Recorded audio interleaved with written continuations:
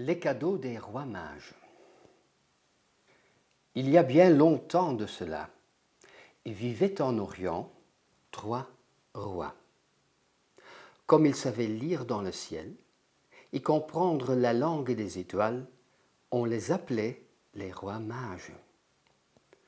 Le premier, Melchior, était le plus âgé des 3, et des cheveux d'argent encadraient son bon et doux visage. Le deuxième, Gaspard, qui était le plus jeune, avait les cheveux châtains et les yeux rieurs. Quant au troisième, Balthazar, il avait la peau noire et portait un turban sur la tête. Un soir, qu'ils regardaient le ciel, les 3 rois virent une étoile pure, brillante comme nulle autre dans le firmament. Et ils surent que loin, très loin de chez eux, venait de naître le roi du monde. L'étoile les appelait, et ils se préparèrent pour un long voyage jusqu'à la terre de Judée. Ils cherchèrent, chacun dans leur palais, ce qu'il y avait de plus précieux pour l'enfant. L'un choisit l'or, qui est le symbole de la richesse. Le deuxième choisit l'encens, qui est le symbole de ce qui est sacré. Et le troisième, la myrrhe, qui symbolise l'amour de Dieu. Des sacs remplis de trésors précieux furent chargés sur le dos de dromadaires, et la caravane semblait prête à partir. Mais Gaspard, le plus jeune des rois mages, hésitait.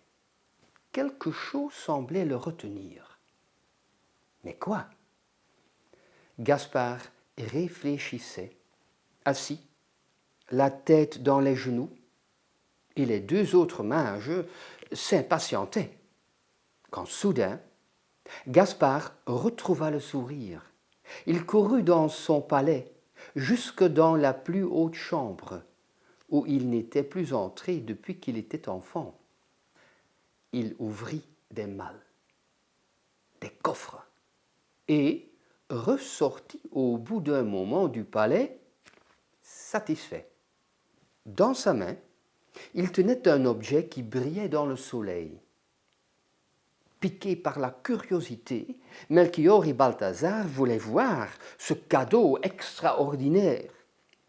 Gaspard déposa alors son présent sur le sable.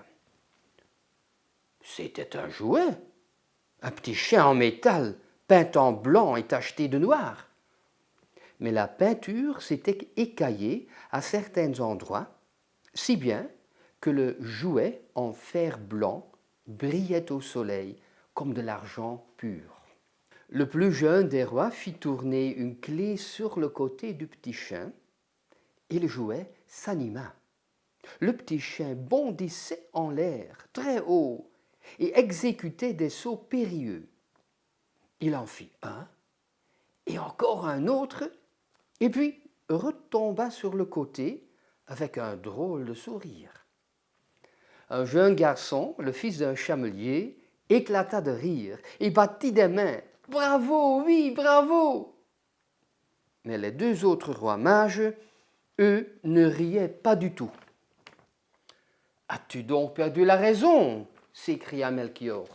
« Ce n'est pas un cadeau à offrir au roi des rois. » Pour le roi des rois, nous avons emporté des présents d'une grande richesse, ainsi que l'or, de l'encens et de la myrrhe, répondit Gaspard. Mais ce roi des rois est aussi un enfant pour l'heure. Ce jouet est pour l'enfant Jésus, l'enfant de Bethléem. Les rois mages parvinrent en Judée le 6 janvier, 12 jours après Noël. Et Jésus, le bébé qui venait de naître, leur fut présenté. Marie rayonnait d'amour et de joie. Et les rois mages s'agenouillèrent devant l'enfant et lui offrirent leurs beaux présents.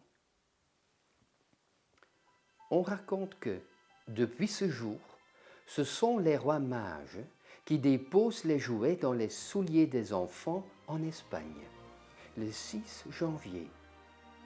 Et nous fêtons ce jour, appelé l'Épiphanie, c'est-à-dire la présentation de Jésus au roi mage, en partageant une galette des rois.